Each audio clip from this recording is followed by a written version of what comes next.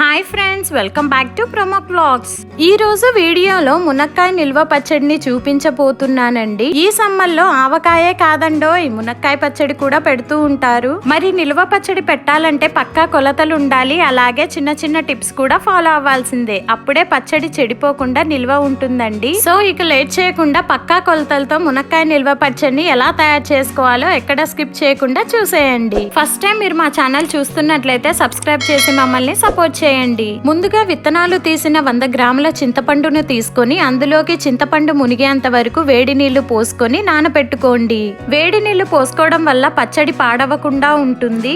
ఇక్కడ నేను 500 గ్రాముల మునక్కాయల్ని తీసుకున్నాను. మునక్కాయలు ఇలా లేతగా ఎక్కువ కండ ఉండే మునక్కాయల్ని తీసుకోవాలి. మునక్కాయలు తెచ్చుకొని ఫ్రిడ్జ్ లో పెట్టి మాత్రం పచ్చడి చేయకండి. ఎప్పుడు పచ్చడి పెట్టాలంటే అప్పుడు ఫ్రెష్ గా తెచ్చుకొని మాత్రమే పచ్చడి పెట్టుకోవాలి. నేను వీటిని వాటర్ తో వాష్ చేసి క్లాత్ తో తుడిచి ఆరబెట్టానండి. మీరు పచ్చడి ప్రిపేర్ చేసేటప్పుడు యూజ్ చేసే బౌల్స్ కానీ స్పూన్స్ కానీ ఆఖరికి కటింగ్ బోర్డు కూడా డ్రైగానే ఉండాలండి. కొంచెం చెమ్మ ఉన్నా కూడా పచ్చడి త్వరగా పాడైపోతుంది. ఇలా తడి లేకుండా ఆరాక ముందు తొనల్ని తీసేసి 2 ఇంచుల వరకు తొక్కతో సహా కట్ చేసుకోవాలి. ఇలా మిగిలిన వాటిని కూడా 2 ఇంచులుగా కట్ చేసుకోండి.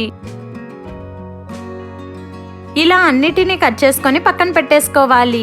ఆవపిండి కోసం స్టవ్ మీద పాన్ పెట్టేసి 1/2 టేబుల్ స్పూన్ మెంతులు వేసుకొని లో ఫ్లేమ్ లో లైట్ గా కలర్ చేంజ్ అయ్యేంత వరకు వేయించుకోవాలి.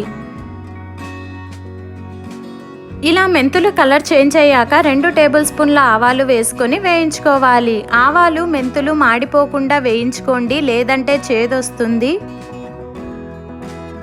ఆవాలు జస్ట్ చిటపట అంటే సరిపోతుంది. స్టవ్ ఆఫ్ చేసి ప్లేట్ లోకి ట్రాన్స్ఫర్ చేసుకోండి. ఇవి పూర్తిగా చల్లారేంత వరకు పక్కన పెట్టేసుకొని ఇప్పుడు ఒక పాన్ లో 1.5 కప్పు వేరుశనగ నూనెను యాడ్ చేసుకోవాలి. నిల్వ పచ్చళ్ళకి ఎప్పుడైనా వేరుశనగ నూనె వాడటం వల్ల మంచి టేస్ట్ వస్తుందండి. నూనె బాగా వేడయ్యాక మాత్రమే కట్ చేసిన మునక్కాయ ముక్కల్ని నూనెలోకి వేసుకోవాలి. ఇలా అన్ని వేసుకొని వేయించుకోవాలి. మీరు తీసుకునే కడాయి చిన్నదైతే 2 బ్యాచెస్ గా వేసుకొని వేయించుకోండి. నేను కొంచెం వెడల్పుగా ఉండే కడాయి ఈజీగా ఉంటుందని ఒక బ్యాచ్ కే వేసానండి. మధ్య మధ్యలో తిప్పుకుంటూ లైట్ గోల్డెన్ బ్రౌన్ కలర్ వచ్చేంత వరకు వేయించుకోవాలి. ఎక్కువసేపు తిప్పకండి, మునక్కాయ ముక్కలు చిట్లుతాయి. చూడండి, నాకు ఇక్కడ కలర్ చేంజ్ అయింది. ముక్క పట్టుకుంటే మెత్తగా ఉంది. మరీ మెత్తగా ఉడికించకండి, ఒక 70% ఉడికితే సరిపోతుంది. నాకు ఇక్కడ 6 నిమిషాలు పట్టిందండి ముక్క ఉడకడానికి. ఇప్పుడు వీటిని ప్లేట్లోకి ట్రాన్స్ఫర్ చేసుకుందాం. ఇలా ట్రాన్స్ఫర్ చేసుకున్న తర్వాత పక్కన పెట్టేసి పూర్తిగా చల్లారనివ్వాలి. ఇప్పుడు నానబెట్టుకున్న చింతపండుని స్క్వీజ్ చేసి స్ట్రైనర్ లోకి తీసుకొని వాటర్ యాడ్ చేయకుండా చిక్కటి చింతగుజ్జును తీసుకోవాలి. మీరు మీ వీలును బట్టి చేత్తో అయినా చింతగుజ్జును తీసుకోవచ్చు. ఇలా చిక్కటి చింతగుజ్జును తీసుకొని పక్కన పెట్టేసుకోండి. మునక్కాయలు ఫ్రై చేసుకున్న నూనెలోనే 1 టేబుల్ స్పూన్ ఆవాలు, 1 టేబుల్ స్పూన్ జీలకర్ర, 1 టేబుల్ స్పూన్ పచ్చిశనగపప్పు, 1 టేబుల్ స్పూన్ మినపప్పు వేసుకొని 2 నిమిషాలు వేయించుకోవాలి. ఆ తర్వాత 3 ఎండుమిరపకాయలు తుంచి వేసుకోవాలి. పొట్టుతో సహా క్రష్ చేసిన 15 వెల్లుల్లి రెవ్వలు, 1/2 టీ స్పూన్ ఇంగువ వేసుకొని 1 నిమిషం కలుపుకొని వేయించుకోవాలి. ఇలా వెల్లుల్లి వేసుకోవడం వల్ల పచ్చడి స్మెల్ చాలా బాగుంటుందండి. అలాగే గుప్పెడి కరివేపాకు వేసుకొని వేయించుకోవాలి. కరివేపాకు వేగాక చింతగుజ్జును వేసుకొని బాగా కలుపుకోవాలి. కలుపుకొని ఒక 3 నిమిషాలు ఉడికించాలి. 3 నిమిషాల తర్వాత చివరిగా 1/2 టీ స్పూన్ పసుపును వేసుకొని కలిసేలాగా కలుపుకోవాలి. చూడండి, అన్ని చక్కగా వేగాయి. ఇప్పుడు స్టవ్ ఆఫ్ చేసుకొని పూర్తిగా చల్లారనివ్వాలి. ఈలోగా చల్లారిన ఆవాలు మెంతుల్ని మిక్సర్ జార్లోకి తీసుకొని వీటిని బ్లెండ్ చేసుకుందాం. ఇలా మెత్తటి పౌడర్ చేసుకోవాలి. చూడండి, ఇలా పూర్తిగా చల్లారాక ఒకసారి కలుపుకొని ఇప్పుడు ఇందులోకి 1/2 కప్పు కారం, 1/2 కప్పు ఉప్పు, బ్లెండ్ చేసి పెట్టుకున్న ఆవపిండి వేసుకొని నూనెలో కలిసేలాగా కలుపుకోవాలి. ఇలా కలుపుకోవడం వల్ల అన్ని ఈక్వల్ గా కలుస్తాయండి. ముక్కలకు కూడా బాగా పడుతుంది.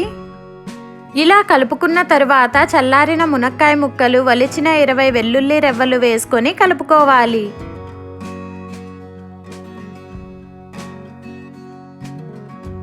ముక్కలకి పట్టేలాగా బాగా కలుపుకొని జార్లో గాని బాక్స్లో గాని ట్రాన్స్ఫర్ చేసుకొని మూత పెట్టుకొని 24 గంటలు కదిలించకుండా పక్కన పెట్టేసుకోవాలి. అప్పుడే ముక్కలకి ఉప్పు కారం పడుతుందండి. ఒక రోజు తర్వాత ఓపెన్ చేసి చూస్తున్నానండి, ఆయిల్ పైకి బాగా తేలుతుంది. ఇప్పుడు ఈ పచ్చడిని తిరిగి కలుపుకుందాం. మీకు ఒకవేళ పచ్చళ్ళలో ఉప్పు సరిపోకపోతే నురగ ఫామ్ అవుతుంది. సో అప్పుడు పచ్చడిని గిన్నెలోకి తీసుకొని సరిపడా ఉప్పును వేసుకొని తిరిగి కలుపుకోండి. ఒక రోజు తర్వాత కంపల్సరిగా పచ్చడిని తిరిగి కలుపుకోవాల్సి ఉంటుంది. ఇలా తిరిగి కలుపుకొని స్టోర్ చేసి ఎప్పుడు కావాలంటే అప్పుడు తినేయొచ్చు. బయట పెట్టుకొని స్టోర్ చేసుకోవాలంటే 6 months వరకు నిల్వ ఉంటుందండి. అలాగే ఫ్రిడ్జ్ లో పెట్టుకుంటే ఎప్పటికీ పాడవదు. ఈ టిప్స్ ని కొలతల్ని ఫాలో అయ్యి మీరు ఎన్ని కేజీల పచ్చడైనా సునాయాసంగా చేసేసుకోవచ్చండి. సో మీరు ట్రై చేసి మీకు ఎలా కుదిరిందో కామెంట్ చేయండి. ఈ రెసిపీ మీకు నచ్చినట్లయితే మీ ఫ్యామిలీ అండ్ ఫ్రెండ్స్ కి షేర్ చేయండి. ఇలాంటి సింపుల్ అండ్ టేస్టీ రెసిపీస్ కోసం ప్రమోక్ బ్లాగ్ ఛానల్ ని సబ్స్క్రైబ్ చేసుకోవడం మర్చిపోకండి.